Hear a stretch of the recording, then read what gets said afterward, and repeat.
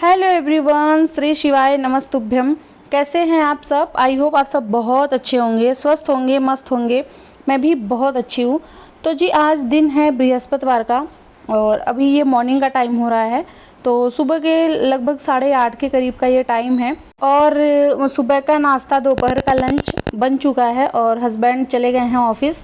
उसके बाद आज जो है अभी मतलब मुझे अच्छे से क्लीनिंग करनी है घर की, किचन की जो है ना वो डीप क्लीनिंग करनी है। तो अभी मतलब पहले तो मैं यहाँ हॉल में जो बेड है ना इसे मैं सही कर रही हूँ, क्योंकि सब लोग ऐसे ही सो के उठ गए थे, तो चादर वगैरह ऐसे ही पड़ा हुआ था। और आज जो है ना वो काफ़ी मतलब मैं लेट सो के उठी हूँ, जैसे 5:30 बजे उठ जाती हूँ। तो आज 6:30 पौने 7 के करीब हो गया था, मतलब 6:30 ही हो रहा था। तो उसके बाद बिल्कुल भी टाइम नहीं मिला कि नहाऊं और पूजा करूं। बस फ्रेश हुई, ब्रश वगैरह करके फिर लंच और ब्रेकफास्ट में मैं लग गई थी, क्योंकि फिर हस्बैंड को ऑफिस के लिए लेट हो जाता तो वो अच्छा नहीं लगता। तो और फिर मुझे किचन भी मतलब डीप क्लीनिंग करनी थी, तो इसकी वजह से नहाई भी नहीं हूँ मैं। तो जी ये जो है ना, जो ये कोने पे दिख रहा है नीचे रैक के नीचे, इधर ना इतना ज़्यादा मतलब सीमेंट बालू वगैरह गिरता रहता है, जो उसमें चूना वगैरह लगा वो सारा गिरता रहता है। मतलब अच्छे से फिनिशिंग नहीं हुई है, तो इसकी वजह से वहाँ बहुत ज़्यादा बालू वगैरह गिरता है। और वहाँ पे मैं डब्बे जब अपना रखती हूँ ना तो फिर अजीब सी आवाज़ आती है करकराहट की, तो वो बहुत अजीब लगता है।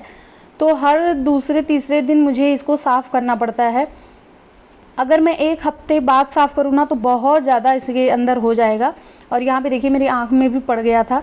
तो आज यही सब मुझे अच्छे से साफ़ करना था, क्योंकि बहुत ज़्यादा इसके अंदर मतलब वो चूना और रेत वगैरह गिर गया था। और पता नहीं कहाँ से 2-4 कॉकरोच भी मुझे दिखे थे, तो उसकी वजह से भी पूरा मुझे आज क्लीन करना था, ताकि जो कॉकरोच वगैरह हों वो सारे निकल जाए। पता नहीं कैसे कहाँ से आ गए, कुछ समझ में नहीं आया था। मतलब बहुत बड़े वाले नहीं हैं, जो छोटे से होते हैं ना वो छोटे छोटे वाले थे। तो बर्तन वगैरह पे अगर चढ़ जाएंगे तो वो भी एक रिस्की होता है।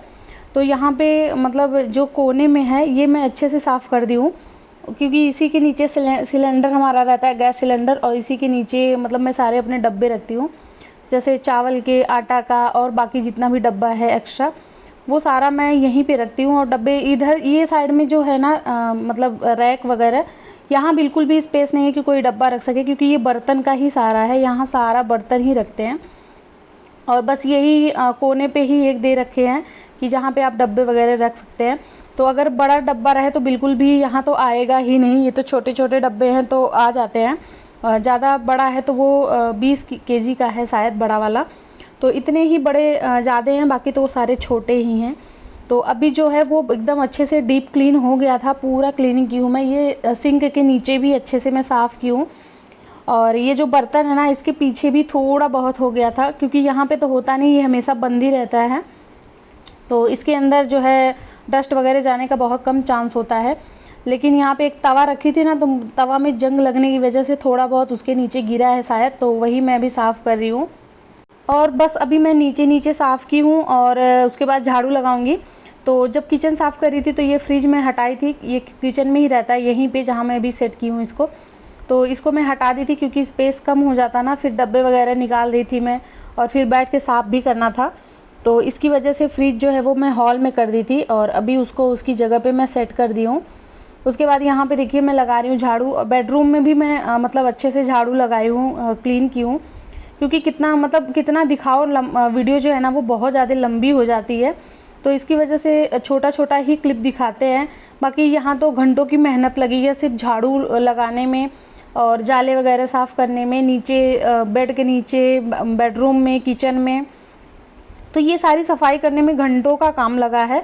लेकिन अब ज़्यादा दिखा नहीं सकते, क्योंकि वीडियो जो है ना वो बहुत ज़्यादा लंबी हो जाती है और कूड़ा भी बहुत ज़्यादा निकला था।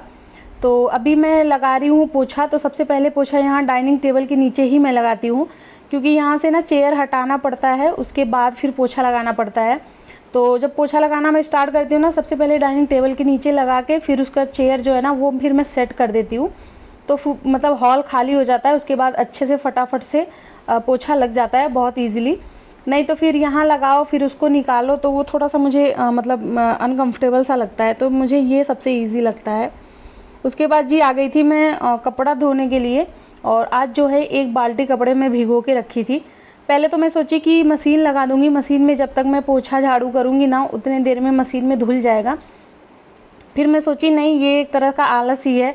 वैसे भी हम लोग एक्सरसाइज है और मतलब योगा वगैरह बहुत कम ही करते हैं, तो फिर जितनी सुविधाएं हैं ना उतना फिर आलस है और दुनिया भर की बीमारियां हैं, तो जितना हो सके वो काम हाथ से ही करना चाहिए।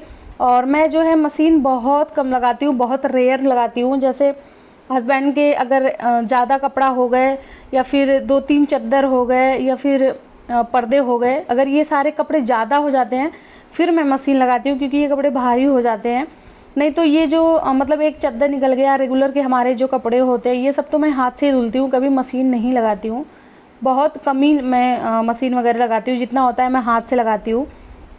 अभी तो मैं जल्दी से जो पोछा है ना वो वाइपर से लगाना स्टार्ट की हूँ, नहीं तो पहले मैं पोछा भी हाथ से ही लगाती थी बैठ के पूरे घर में। वो क्या होता है ना, एक तरह का हमारा एक्सरसाइज हो जाता है, पसीना निकलता है, मेहनत लगती है। तो पहले की औरतें तो ऐसे ही करती थी, लेकिन आजकल जितनी सुविधाएं हैं ना उतनी ज़्यादा समस्या भी बढ़ रही हैं। तो जितना कम हो सके ना उससे मतलब उतना कम ही यूज़ करना चाहिए। और मेरे घर में बहुत कुछ ऐसा नहीं है सुविधा की जो मतलब हर जगह पे मतलब मैं ना करूँ, मशीनें चीज़ करें। तो ऐसी चीज़ें मतलब बहुत कम है। तो जी यहाँ पे मतलब मैं कपड़े धो ली थी, उसके बाद अच्छे से मैं बाथरूम क्लीन की हूँ, क्योंकि बाथरूम भी थोड़ा सा गंदा हो गया था। और उसके बाद फिर मैं नहा धो के आ गई हूँ। अब इसके बाद जाऊँगी मैं पूजा करने। उससे पहले पहले सिंदूर बिंदी लगाते हैं, क्योंकि नहाने के बाद बिना सिंदूर बिंदी लगाए मतलब बाहर कदम नहीं रखते हैं। तो उससे पहले ही मैं अभी चोटी कर ले रही हूँ, क्योंकि ना बाल इतना ज़्यादा गिर रहा है मेरा कि मुझे खुद ही नहीं समझ में आ रहा है क्या करूँ। बीच में जो है ना वो बंद हो गया था, एकदम से एक भी बाल नहीं गिर रहा था, बट इस टाइम पे इतना ज़्यादा बाल गिर रहा है कि मैं क्या ही बताऊँ। और अच्छा भी नहीं लगता है, जबकि योगा एक्सरसाइज दुनिया भर का मैं करती हूँ बालों के लिए। केमिकल वाली चीज़ें मैं बालों में नहीं लगाती हूँ।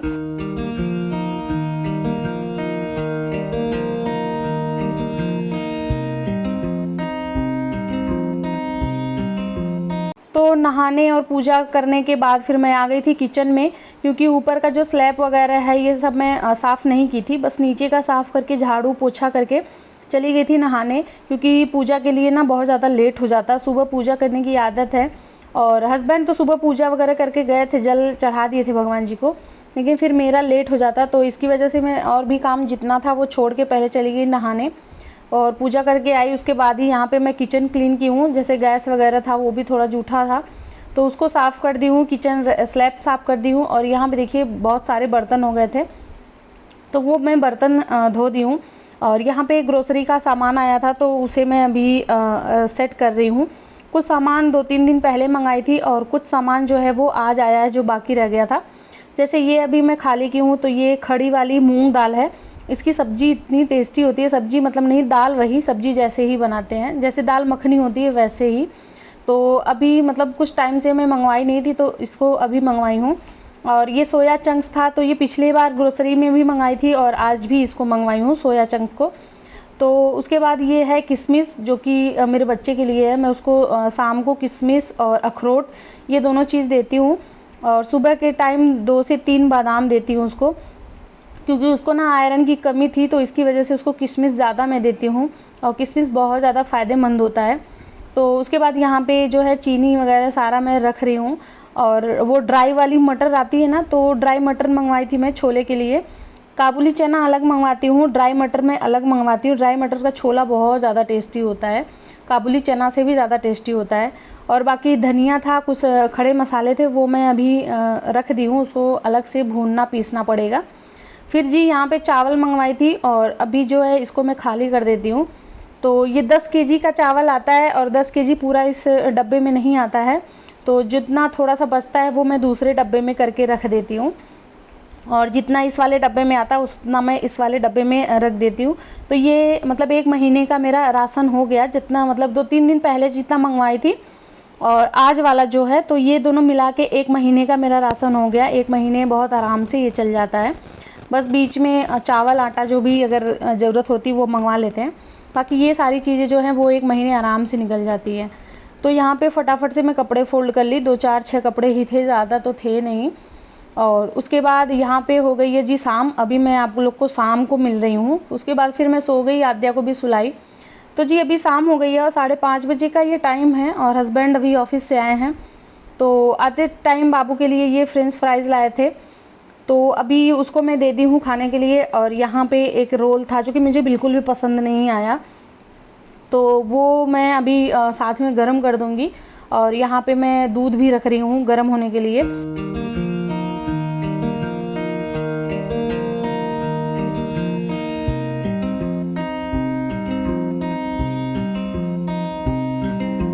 तो अभी जो शाम का नाश्ता है ना, वो चाय और ये जो मतलब इसका नाम तो मुझे पता ही नहीं क्या है। ये रोटी थी, रोटी के अंदर सारे वेजिटेबल थे, मुझे इसका नाम नहीं पता है। इससे अच्छा तो मैं घर पे ही बना लेती, इससे ज़्यादा टेस्टी मैं घर पे बनाती। और बाकी इसमें राजमा वगैरह भी डाल दिए थे, जैसे लग रहा था राजमा की सब्जी है, इसके अंदर डाल दिए। और यहाँ पे थोड़ा सा मतलब जो ड्राई चना होता है, मूँगफली होता है, उसकी नमकीन है। तो शाम का जो नाश्ता है ना, वो यही हो गया, चाय, नमकीन और फ्रेंच फ्राइज़ थोड़ा सा था, और वो यही सब हम लोग खा लिए। उसके बाद यहाँ पे मैं जो है भगवान जी की पूजा करने में लग गई थी। तो अभी दिया बत्ती हो गई थी, उसके बाद फिर मैं आ गई थी किचन में। और आज जो है वो हस्बैंड भुट्टा लाए थे, और 2.5 किलो भुट्टा लाए हैं, बहुत ज़्यादा भुट्टा है हमारे हिसाब से। तो यहाँ पे 5 से 6 भुट्टा मैं उबाल रही हूँ, और उसके साथ में चटनी बना लूँगी।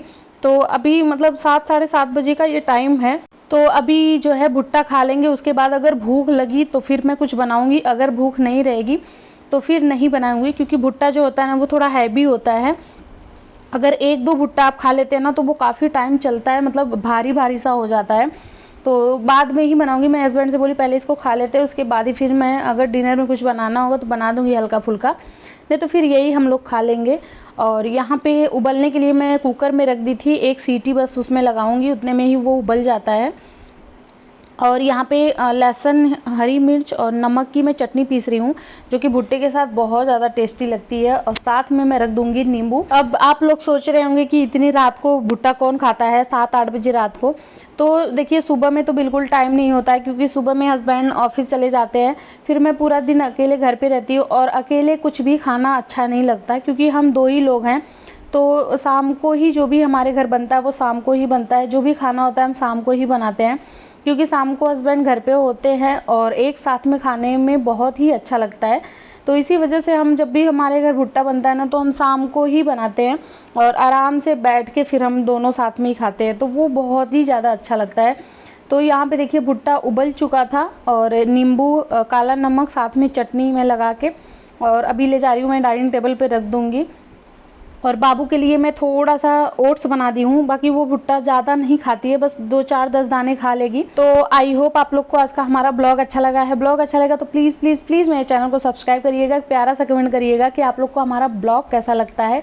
तो चलिए मिलते हैं नेक्स्ट वीडियो में, तब तक के लिए बाय, थैंक्स फॉर वॉचिंग।